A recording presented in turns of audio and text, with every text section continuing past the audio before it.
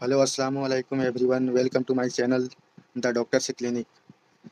आप सभी का स्वागत है हमारे चैनल पर। और आज का जो टॉपिक है हमारा वो है ऑस्टियोआर्थराइटिस। तो ये क्या होता है और इसका साइन और इसका सिम्टम और इसका डायग्नोसिस कैसे करेंगे, और अगर ये पेशेंट क्लिनिक पर आ जाए तो उसका ट्रीटमेंट कैसे करना है, वो इन सब चीज़ों के बारे में हम लोग बात करेंगे।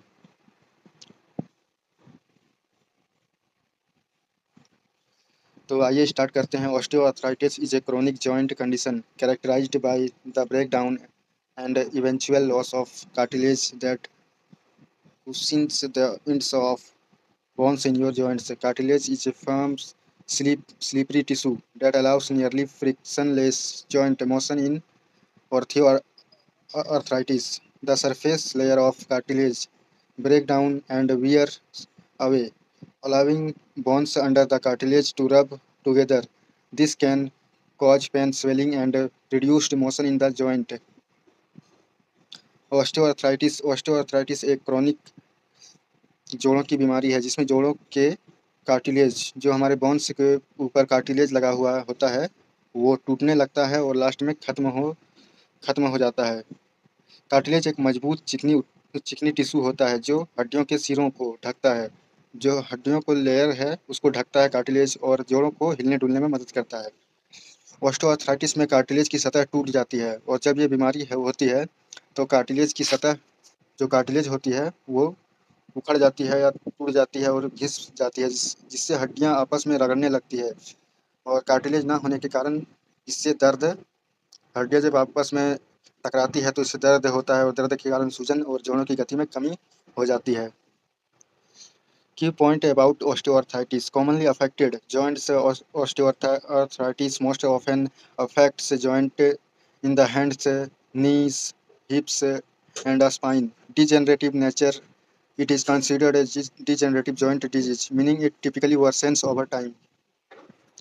ऑस्टियोआर्थराइटिस के मुख्य बिंदु प्रभावित हैं। जोड़ ऑस्टियोआर्थराइटिस सबसे अधिक हाथों, घुटनों, कूल्हों और रीढ़ की हड्डी के जोड़ों को प्रभावित करता है। अपक्षयी प्रकृति या एक अपक्षयी रोग माना जाता है, जिसका अर्थ है कि यह समय के साथ आमतौर पर बदतर हो जाता है। अपक्षयी का मतलब होता है कि यह समय की जैसे जैसे टाइम बीतता जाता है उससे उस तरह यह बीमारी और भी ज़्यादा क्रोनिक होता जाता है।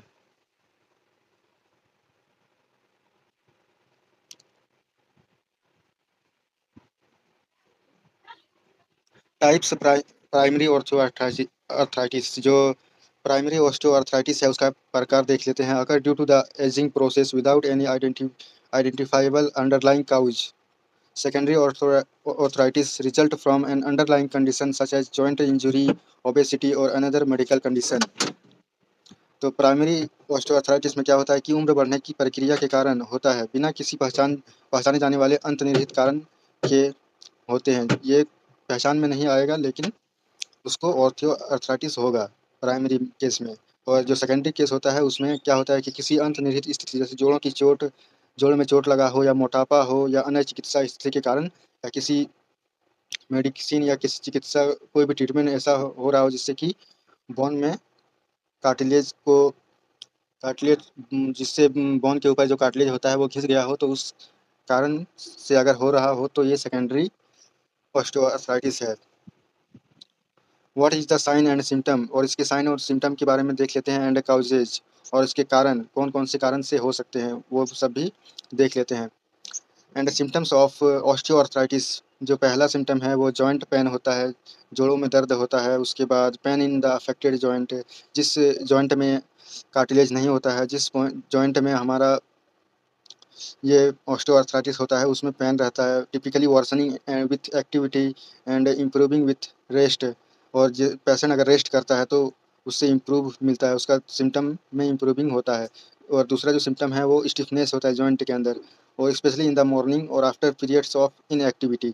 और स्पेशली मॉर्निंग के टाइम पर जो जॉइंट में होता है वो स्टिफनेस बहुत ज़्यादा रहता है। उसके बाद अगर कोई एक्टिविटी नहीं करता है पेशेंट तो उससे भी जॉइंट में स्टिफनेस रहेगा, usually lasting less than 30 minute, और ये आधे घंटे के लिए रहता है। स्वेलिंग, और तीसरा जो सिम्टम है वो हमारा है swelling, mild swelling around around the affected joints, जैसे कि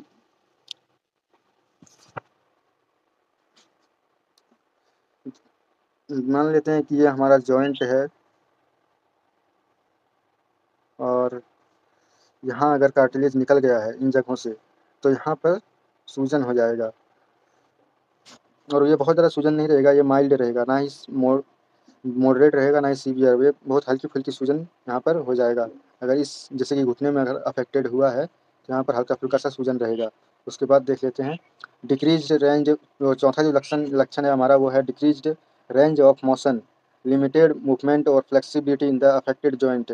और जिस जो जॉइंट हमारा अफेक्टेड होता है वो जॉइंट हमारा मूवमेंट और फ्लेक्सिबिलिटी उसमें कम हो जाती है। उसके बाद पाँचवा जो है वो क्रिप्टस ए ग्रेटिंग सेंसेशन और sound when the joint moves. और जब हम लोग चलते हैं, चलने की कोशिश करते हैं जॉइंट को मूव करते हैं तो उसमें ग्रेटिंग सेंसेशन होता है और साउंड उससे आता है।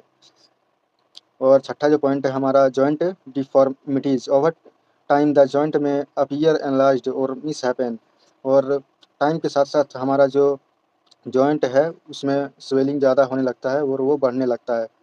क्योंकि इसलिए बढ़ता है क्योंकि जब कार्टिलेज खत्म हो जाता है वहाँ से तो क्या करता है कि हड्डी हड्डी आपस में जुड़ने के लिए वहाँ से कुछ एक्स्ट्रा जो होता है कि हड्डी बनाने लगती है, तो उस कारण से वो एरिया हमारा एनलार्ज जो बड़ा होने लगता है। उसके बाद देख लेते हैं काउजेज ऑफ ऑस्टियोआर्थराइटिस। तो इसका कारण क्या है? तो फर्स्ट जो कारण है वो है हमारा ageing. The risk of osteoarthritis increases with age as the cartilage becomes less resilient and more prone to wear and tear। मतलब ऑस्टियोआर्थराइटिस जो है होता है वो एज के साथ, जैसे कि बुढ़ापे में इसका कार्टिलेज बहुत ज़्यादा चांस रहता है कि ये घिस जाए। और जैसे जैसे आदमी का उम्र होने लगता है तो इसका कार्टिलेज घिसने लगता है और इससे क्या होता है कि उसको उसमें ऑस्टियोआर्थराइटिस होने का चांसेस जो है वो ओल्डर पेशेंट को ज़्यादा रहता है। जॉइंट और दूसरा पॉइंट जो है हमारा वो है जॉइंट इंजुरी और over use previous joint injuries और repetitive stress on a joint can lead to the development of osteoarthritis. मतलब अगर जॉइंट में कोई इंजुरी हुआ है, चोट लगा है एक्सीडेंट के कारण या किसी भी कारण, और उसमें से अगर कार्टिलेज निकल गया है तो ये भी एक कारण है कि इससे भी ऑस्टियोआर्थराइटिस आपको हो जाएगा। उसके बाद तीसरा जो कारण है हमारा वो है obesity. Obesity access body weight increases stress on weight bearing joints particularly the knees and हिप्स। और ओबेसिटी के कारण जो हमारा होता है हिप्स और घुटनों के ऊपर ज़्यादा दबाव पड़ने के कारण कार्टिलेज घिसने लगता है, उस कारण से भी ऑस्टियोआर्थराइटिस हो जाएगा। और चौथा जो कारण है वो जेनेटिक है। अगर फैमिली में किसी को ऑस्टियोआर्थराइटिस पहले हो चुका है तो इसमें रिस्क ज़्यादा होता है कि आपको भी होने का चांस है, रिस्क ज़्यादा रहेगा अगर आपको आपकी फैमिली में है तो। और पांचवा जो कारण है वो हमारा है बोन डिफॉर्मिटीज। तो some people are born with malformed joints or defective cartilage which can lead to osteoarthritis। और कुछ आदमी जो बच्चा होता है वो किसी कारण से किसी भी प्रॉब्लम से जब वो पैदा होता है तो वो मालफॉर्म्ड जॉइंट्स और डिफेक्टिव कार्टिलेज के साथ पैदा होता है, उसके कार्टिलेज डिफेक्टेड होता है, तो उस कारण से भी ऑस्टियोआर्थराइटिस होने का चांस ऑस्टियोआर्थराइटिस हो सकता है। उसके बाद फिर अगला स्लाइड देख लेते हैं हम लोग।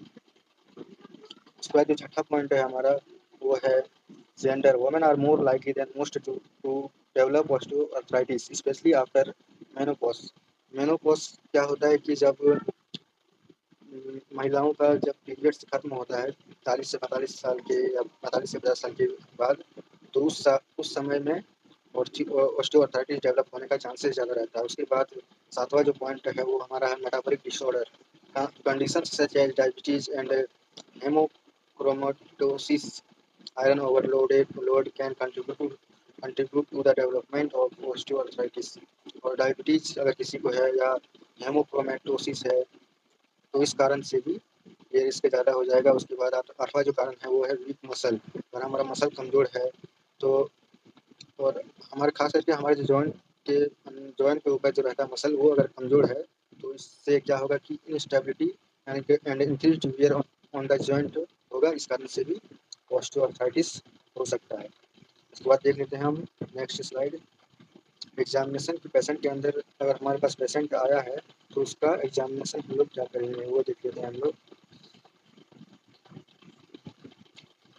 तो फाइंडिंग मीन्स एग्जामिनेशन, हम लोग नी को देखेंगे कि वहाँ पर स्वेलिंग है क्या, और उसको घुमा फिरा के देखेंगे कि वहाँ से कोई साउंड आ रहा है, या जैसे कि पीछे बताया था कि उससे अगर हम लोग मूव करेंगे नी को तो उससे साउंड आएगा। और range of motion, limited range of motion होगा कि उसका जो गति है, जो हम जैसे कि नॉर्मल पेशेंट में होता है कि वो अच्छा एक मोशन जो गति रहेगा वो अच्छे से घूम घूम जाएगा, जैसे कि घुटना जितना घूमना चाहिए या जितना आगे पीछे होना चाहिए उतना हो जाएगा। लेकिन जिसको अभी ऑस्टियोआर्थराइटिस रहता है उसका लिमिटेड रेंज ऑफ मोशन, उसका जो गति हो जाता है चलने फिरने का, वो लिमिटेड, वो काफ़ी कम हो जाता है और उसमें दर्द रहता है। Tenderness over the joint line, और जॉइंट लाइन के अंदर टेंडरनेस रहता है, यानी कि उसको जॉइंट लाइन के अंदर दर्द होता है। तो देख लेते हैं हम लोग अगला क्या है।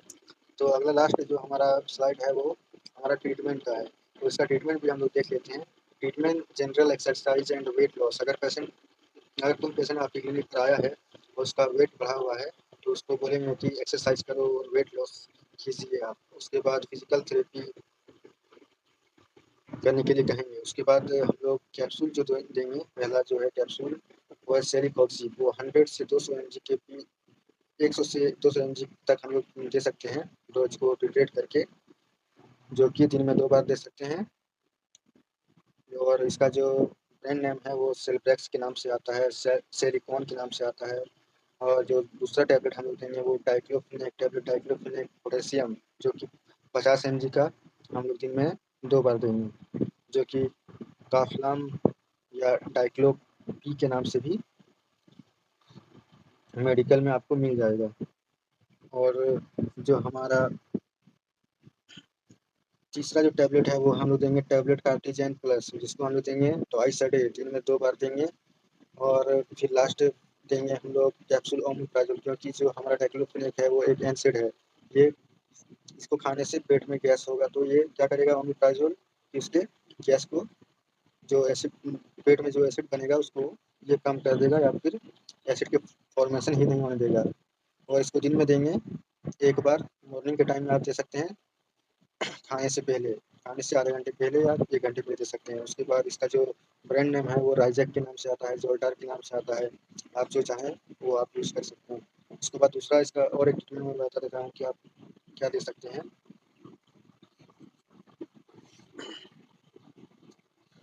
तो इसमें हम लोग general exercise and weight loss, physical therapy तो सेम रहेगा, लेकिन इसमें हम लोग जो देंगे टैबलेट क्लोरोक्सिकैम, जो कि 8 mg का आता है, उसको दिन में 2 बार देंगे ट्वाइस अ डे।